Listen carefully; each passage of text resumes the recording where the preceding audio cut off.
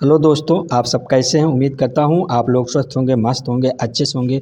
दोस्तों, मैं पुजारी आर्य आप सभी का अपने यूट्यूब चैनल में स्वागत करता हूं। दोस्तों, आज मैं समान ज्ञान का प्रश्न उत्तर लेकर आया हूं, जो एक बहुत महत्वपूर्ण टॉपिक है, जो है बौद्ध धर्म अर्थात गौतम बुद्ध, जो बौद्ध धर्म के संस्थापक हैं, महात्मा गौतम बुद्ध। दोस्तों, गौतम बुद्ध से अर्थात बौद्ध धर्म से हर प्रत्येक एग्ज़ाम में जो है भर भर के क्वेश्चन प्रश्न उत्तर पूछे जाते हैं समान ज्ञान में। दोस्तों, इसलिए ये टॉपिक काफ़ी महत्वपूर्ण है। दोस्तों, आप किसी भी एग्ज़ाम की तैयारी करते हैं, तो चाहे यूपीएससी है, यूपीपीएससी है, दोस्तों एलडीए, यूलडीए और दोस्तों रेलवे, बैंकिंग, एसएससी, कोई ऐसा एग्ज़ाम नहीं है यूपीपी, लेखपाल, जहाँ जो दोस्तों बौद्ध धर्म से प्रश्न ना पूछे जाते हों। आइए दोस्तों, आपका ज़्यादा समय ना लेते हुए हम आते हैं आज बौद्ध धर्म के टॉपिक पे। देखते हैं हमारा आज प्रश्न उत्तर क्या है इसका।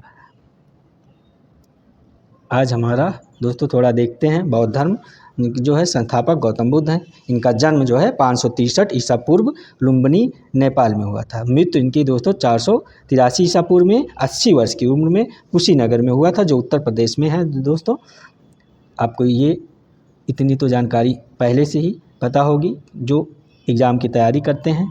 फ्रेंड्स, आइए दोस्तों, अब आपके प्रश्न उत्तर पर आते हैं। हमारा जो है प्रश्न नंबर 1 है, बौद्ध धर्म के संस्थापक और प्रवर्तक कौन थे? तो इसका उत्तर है फ्रेंड्स, गौतम बुद्ध। बौद्ध धर्म के संस्थापक और प्रवर्तक कौन थे? तो गौतम बुद्ध बौद्ध धर्म के संस्थापक और प्रवर्तक थे। आपका अगला प्रश्न है, गौतम बुद्ध का जन्म कब और कहाँ हुआ था? गौतम बुद्ध का जन्म जो है कब और कहाँ हुआ था? तो फ्रेंड्स, गौतम बुद्ध का जन्म जो है 563 ईसा पूर्व में नेपाल की तराई स्थित में 563 ईसा पूर्व में नेपाल की तराई स्थित में कपिलवस्तु राज के लुम्बिनी नामक स्थान पर हुआ था। आपका अगला प्रश्न है, महात्मा बुद्ध के माता पिता का नाम क्या था? महात्मा बुद्ध के माता पिता का नाम क्या था? तो आपका उत्तर है इसका, माता का नाम महामाया और पिता का नाम जो है शुद्धोधन था, महात्मा बुद्ध की। आपका अगला प्रश्न है प्रश्न नंबर 4, महात्मा बुद्ध का संबंध किस कुल और वंश से था? तो दोस्तों, इसका उत्तर है शाक वंश और क्षत्रिय कुल से थे। महात्मा बुद्ध जो थे वो शाक वंश के थे और क्षत्रिय कुल के थे। आपका प्रश्न उत्तर नंबर 5 है, सिद्धार्थ अर्थात महात्मा बुद्ध के पिता किस राज्य के राजा थे? तो आपका उत्तर है कपिलवस्तु के राज्य के जो है महात्मा बुद्ध के पिताजी जो सिद्धार्थ थे, कपिलवस्तु राज्य के राजा थे। और गौतम बुद्ध को शाक्यमुनि क्यों कहा जाता है? आपका प्रश्न है, गौतम बुद्ध को शाक्यमुनि क्यों कहा जाता है? तो फ्रेंड्स, शाक्य वंश से संबंधित होने के कारण गौतम बुद्ध को जो है शाक्यमुनि कहा जाता है। आपका अगला प्रश्न है प्रश्न नंबर 7। प्रश्न नंबर 7 क्या कह रहा है फ्रेंड, सिद्धार्थ बुद्ध का लालन पालन किसने किया? सिद्धार्थ अर्थात बुद्ध का लालन पालन किसने किया? तो आप सभी को पता भी होगा फ्रेंड, इनकी जो माता थी उनका डेथ हो गया था, तो जो इनकी मासी थी उन्होंने, मासी गौतमी जिनका नाम था, उन्होंने सिद्धार्थ का लालन पालन किया था। सिद्धार्थ का विवाह किसके साथ हुआ था? तो सिद्धार्थ का विवाह दोस्तों यशोधरा के साथ हुआ था। आपका अगला प्रश्न प्रश्न उत्तर नंबर 9 है, कितने वर्ष की आयु में सिद्धार्थ ने सत्य की खोज में घर का परित्याग किया था? कितने वर्ष की आयु में सिद्धार्थ ने सत्य की खोज में घर का परित्याग किया था और बौद्ध लोग इसे किस नाम से जानते हैं? तो आपका उत्तर है दोस्तों 29 वर्ष की उम्र में महाअभिनिष्क्रमण के नाम से जानते हैं। 29 वर्ष की उम्र में इन्होंने घर छोड़ा था, जिसको बौद्ध धर्म के लोग जो बौद्ध धर्म के अनुयायी हैं महाअभिनिष्क्रमण नाम से जानते हैं। आपका अगला प्रश्न है दोस्तों प्रश्न उत्तर नंबर 10 है, सिद्धार्थ ने सत्य की खोज के लिए कठोर तपस्या किस स्थान पर किया? किस स्थान पर कठोर तपस्या इन्होंने किया दोस्तों? सत्य की खोज के लिए गौतम बुद्ध ने। तो आपका उत्तर है दोस्तों, गया के पास निरंजन नदी के किनारे उर्बेला गांव में इन्होंने सत्य की खोज के लिए कठोर तपस्या किया था। आपका अगला प्रश्न है प्रश्न नंबर 11। ज्ञान प्राप्ति के बाद सिद्धार्थ को क्या कहा गया? ज्ञान प्राप्ति के बाद जो है सिद्धार्थ को क्या कहा गया? तो उत्तर है आपका बुद्ध कहा गया। ज्ञान प्राप्ति के बाद सिद्धार्थ को बुद्ध कहा गया। इसका अर्थ होता है प्रकाशमान। बुद्ध का अर्थ होता है दोस्तों प्रकाशमान। आपका अगला प्रश्न है प्रश्न नंबर 12। जिस पेड़ के नीचे सिद्धार्थ को ज्ञान प्राप्त हुआ उसे किस नाम से जाना जाता है? तो उसे दोस्तों आपका उत्तर है बोध वृक्ष। जिस पेड़ के नीचे इनको ज्ञान प्राप्त हुआ उसको बोध वृक्ष के नाम से जाना जाता है। और जिस स्थान पे सिद्धार्थ को दिव्य ज्ञान की प्राप्ति हुई थी उसको बोध गया कहा जाता है दोस्तों। उस स्थान का नाम है बोध गया। आपका अगला प्रश्न है प्रश्न नंबर 13। महात्मा बुद्ध ने अपना प्रथम उपदेश किस स्थान पर किसे दिया? महात्मा बुद्ध ने अपना प्रथम उपदेश किस स्थान पर किसे दिया? तो आपका उत्तर है सारनाथ में है, और जो अपने 5 साथियों को दिया जो दोस्तों जो उन्हें छोड़कर चले गए थे। ये सारनाथ दोस्तों आपका जो है काशी में पड़ता है, जो आधुनिक बनारस कहा जाता है, ये उत्तर प्रदेश में है। बनारस के पास में ही सारनाथ है। आपका अगला प्रश्न है प्रश्न उत्तर नंबर 14। ये क्या कहता है? महात्मा बुद्ध के प्रथम उपदेश को क्या कहा जाता है? तो दोस्तों आप लोगों को पता भी होगा, महात्मा बुद्ध के प्रथम उपदेश को जो है धर्मचक्र प्रवर्तन के नाम से जाना जाता है। आपका अगला प्रश्न है किस राज्य में बौद्ध धर्म का सबसे अधिक प्रसार हुआ? तो आपका उत्तर है कौशल राज्य में बौद्ध धर्म का सबसे अधिक प्रचार प्रसार हुआ। आपका अगला प्रश्न है प्रश्न उत्तर नंबर 16। महात्मा बुद्ध प्रश्न नंबर 16 है दोस्तों, महात्मा बुद्ध के समय कौन कौन से लोग इस धर्म के अनुयायी हुए? महात्मा बुद्ध के समय कौन कौन से लोग इस धर्म के अनुयायी हुए? तो आपका उत्तर हुआ राजा बिम्बिसार, अजातशत्रु, कौशल नरेश, प्रसेनजीत, बुद्ध की पत्नी और पुत्र राहुल, मासी गौतमी और भाई इनका जो था देवदत्त। ये बुद्ध के समय जो है बौद्ध धर्म को ग्रहण कर लिए थे। आपका अगला प्रश्न है प्रश्न उत्तर नंबर 17। ये क्या कहता है दोस्तों? महात्मा बुद्ध की मृत्यु कब और कहाँ हुई? तो महात्मा बुद्ध की मृत्यु को बौद्ध धर्म लोग निर्वाण कहते हैं दोस्तों, आपको पता भी होगा। तो इनका मृत्यु जो है दोस्तों 483 ईसा पूर्व में, आपका उत्तर है ये 483 ईसा पूर्व में 80 वर्ष की आयु में कुशीनगर में हुई। ये कुशीनगर दोस्तों आपका उत्तर प्रदेश में पड़ता है। उत्तर प्रदेश में इनके मृत्यु को दोस्तों, महात्मा बुद्ध के मृत्यु को बौद्ध धर्म जो है महापरिनिर्वाण के नाम से जानते हैं। आपका अगला, ये कुशीनगर गोरखपुर में है दोस्तों, आपको जानकारी होना चाहिए, ये एग्जाम में पूछा जाता है कि कुशीनगर कहाँ पड़ता है। तो गोरखपुर में पड़ता है वर्तमान में, गोरखपुर के उत्तर प्रदेश में। आपका अगला प्रश्न है दोस्तों, महात्मा बुद्ध की मृत्यु को बौद्ध धर्म में क्या कहा जाता है? महात्मा बुद्ध की मृत्यु को बौद्ध धर्म में क्या कहा जाता है? तो दोस्तों इसका महापरिनिर्वाण कहा जाता है। इसका उत्तर ही है। आपका अगला प्रश्न है प्रश्न उत्तर नंबर 19। महात्मा बुद्ध ने निर्वाण प्राप्ति के लिए कौन सा मार्ग बताया? महात्मा गौतम बुद्ध ने निर्वाण प्राप्ति के लिए कौन सा मार्ग बताया?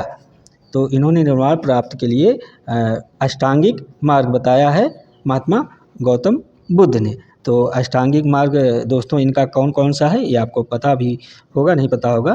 तो इनका पहला जो अष्टांगिक मार्ग कहता है 8 प्रकार का मार्ग होता है, जिसको जो पहला है दोस्तों नोट कर लीजिए, इंपॉर्टेंट है, एग्जाम में पूछा जाता है।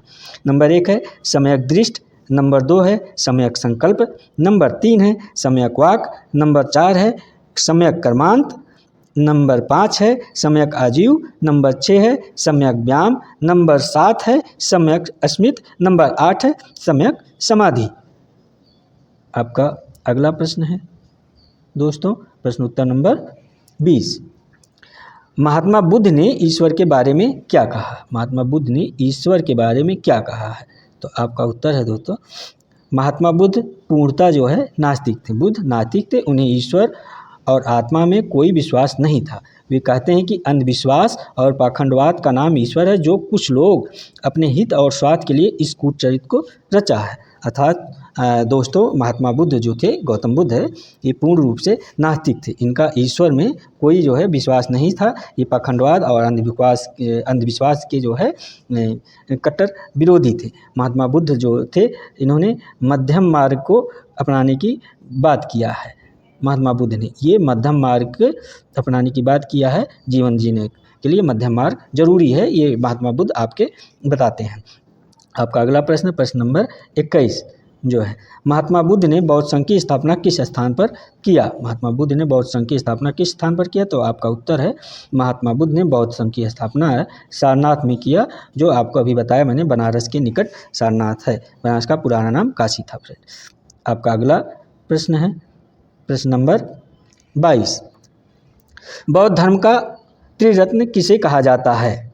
बौद्ध धर्म का त्रिरत्न किसे कहा जाता है? तो बौद्ध धर्म का त्रिरत्न फ्रेंड्स बुद्ध, संघ, धम्म, इन तीनों को बौद्ध धर्म का त्रिरत्न कहा जाता है। आपका अगला प्रश्न है फ्रेंड, प्रश्न उत्तर नंबर 23, बौद्ध भिक्षु के रहने के स्थान को क्या कहा जाता है? बौद्ध भिक्षु के रहने के स्थान को क्या कहा जाता है? तो आपका उत्तर है, बौद्ध विहार कहा जाता है। जहाँ बौद्ध लोग निवास करते हैं, बौद्ध भिक्षु लोग रहते हैं, उसको बौद्ध विहार कहा जाता है दोस्तों। आपका प्रश्न उत्तर नंबर 24 है, बौद्ध धर्म में कितने संप्रदाय हैं? बौद्ध धर्म में कितने संप्रदाय हैं? तो फ्रेंड्स ये एग्जाम अब भी इम्पॉर्टेंट है, ये पूछा जाता है, बौद्ध धर्म में कितने संप्रदाय हैं। और बौद्ध धर्म जो है 2 संप्रदाय हैं दोस्तों, एक का नाम हीनयान है और दूसरे का नाम महायान है दोस्तों, जिसको हीनयान और महायान नाम के से जाना जाता है। ये बौद्ध धर्म के 2 संप्रदाय हैं। प्रश्न उत्तर नंबर 25 है दोस्तों, बौद्ध धर्म के धार्मिक पुस्तक का क्या नाम है? तो जो बौद्ध धर्म का धार्मिक पुस्तक है दोस्तों, उसका नाम पिटक है। बौद्ध धर्म के धार्मिक पुस्तक का नाम जो है आपका पिटक है। और पिटक दोस्तों आपको पता होगा, पिटक 3 प्रकार का है। नंबर 1 विनय पिटक, नंबर 2 सूक्त पिटक और नंबर 3 जो है अभिधम्म पिटक। ये अनिवार्य है दोस्तों, एग्जाम में पूछा जाता है, इसलिए मैंने तीनों का नाम बता दिया, विनय पिटक, सूक्त पिटक, अभिधम्म पिटक। दोस्तों आपका अगला प्रश्न, प्रश्न नंबर 26 है, महात्मा बुद्ध के सबसे प्रिय शिष्य का नाम क्या था? तो इनके सबसे प्रिय शिष्य का नाम दोस्तों आनंद था। जो महात्मा बुद्ध के सबसे प्रिय शिष्य थे, उनका नाम आनंद था। ये पूछा जाता है, ये भी एग्जाम में दोस्तों। आपका अगला प्रश्न है प्रश्न उत्तर नंबर 27, बौद्ध धर्म तथा जैन धर्म में क्या समानता है? तो पूछ रहा दोस्तों, बौद्ध धर्म तथा जैन धर्म में क्या समानता है? तो आपका उत्तर है दोस्तों इसका, दोनों धर्म ईश्वर की प्रभुत्व को पूर्ण रूप से नकारते हैं। अर्थात ये दोनों धर्म दोस्तों नास्तिक हैं। बौद्ध धर्म जो ईश्वर को, अस्तित्व को नहीं मानते, इनका मानना है कि ईश्वर नाम की कोई चीज़ नहीं है। आपका अगला प्रश्न है फ्रेंड्स, बौद्ध धर्म की कितनी बौद्ध संगीत हुई? ये प्रश्न दोस्तों वेरी इंपॉर्टेंट है। ये प्रश्न जो है आपका यूपीएससी, यूपीपीएससी और जो आपके एसएससी, रेलवे, बैंकिंग जो भी एग्ज़ाम होते हैं, सभी एग्ज़ामों में इस प्रश्न से जो है क्वेश्चन पूछे जाते हैं। ये काफ़ी अनिवार्य क्वेश्चन है दोस्तों, इसको आप लोग ध्यान से दीजिएगा। जो है आपका प्रश्न उत्तर नंबर 28 है। 28 नंबर प्रश्न क्या कहता है, बौद्ध धर्म की कितनी बौद्ध संगीत हुई है? ये तो बौद्ध धर्म की दोस्तों 4 बौद्ध संगीत हुई है जो है। तो ये जो प्रथम बौद्ध संगीत है आपका, ये राजगृह में हुआ था ये दोस्तों, और अजातशत्रु के जो है शासन काल में हुआ था, और 483 ईसा पूर्व में हुआ था, और महाकश्यप उपाल की अध्यक्षता में हुआ था। तो ये दोस्तों क्वेश्चन बराबर पूछते हैं कि प्रथम बौद्ध संगीत कहाँ पे हुआ था, किसके शासनकाल में हुआ था, किस समय हुआ था, और किसकी उपाध्यक्षता में हुआ था। ये क्वेश्चन दोस्तों बराबर पूछे जाते हैं। और द्वितीय बौद्ध संगीत आपकी जो हुई थी, ये वैशाली में हुई थी, कालाशोक के शासनकाल में हुआ था, 483 ईसा पूर्व में जो है साबाकमी कालाशोक की अध्यक्षता में हुआ था। ये जो है द्वितीय बौद्ध संगीत दोस्तों, ये प्रथम बौद्ध संगीत थी, ये द्वितीय बौद्ध संगीत। और आपका तृतीय बौद्ध संगीत जो है ये आपका पाटलिपुत्र में हुआ था और सम्राट अशोक के शासनकाल में 255 ईसा पूर्व में स्थान मोगली पुत्र तिष्ट के अध्यक्षता में हुआ था। ये दोस्तों मोगली पुत्र तिष्ट के स्थान में हुआ था, स्थान पाटलिपुत्र में हुआ था दोस्तों। ये तृतीय बौद्ध संगीत आपकी। और चतुर्थ बौद्ध संगीत आपकी जो हुई थी दोस्तों, ये कुंडलवन में हुआ था, जो कश्मीर में है आपके। और जो शासक थे वहाँ के कनिष्क थे, राजा कनिष्क के शासनकाल में। और प्रथम शताब्दी में, अब ईसा पूर्व से दोस्तों प्रथम शताब्दी यहीं से शुरू हुआ था। वसुमित्र और अश्वघोष के अध्यक्षता में ये चतुर्थ बौद्ध संगीत हुई थी। आपका अगला प्रश्न दोस्तों देखते हैं क्या है। दोस्तों आज ये जो है हमारा 28 क्वेश्चनों की प्रश्नोत्तरों की एक जो श्रृंखला थी, एग्जाम ऑफ व्यू, काफ़ी इम्पोर्टेंट है ये दोस्तों। बौद्ध धर्म से 28 क्वेश्चन लिए गए थे जो एग्जाम की दृष्टि से काफ़ी महत्वपूर्ण है फ्रेंड्स। आपको अगर हमारा वीडियो पसंद आया हो तो फ्रेंड्स वीडियो को हमारे जो है लाइक करिए, कमेंट करिए, शेयर करिए। और दोस्तों आपसे एक निवेदन है, हमारे चैनल को सब्सक्राइब जरूर करें। और आप बताइए कि आपको अगला टॉपिक किस पे चाहिए सामान्य ज्ञान का, उस पर मैं जो दोस्तों वीडियो लेकर आऊँगा। आपकी जो है कमेंट का जो है मुझे इंतज़ार रहेगा, उसकी प्रतिक्रिया मैं ज़रूर दूँगा। थैंक यू दोस्तों, धन्यवाद आप सभी का।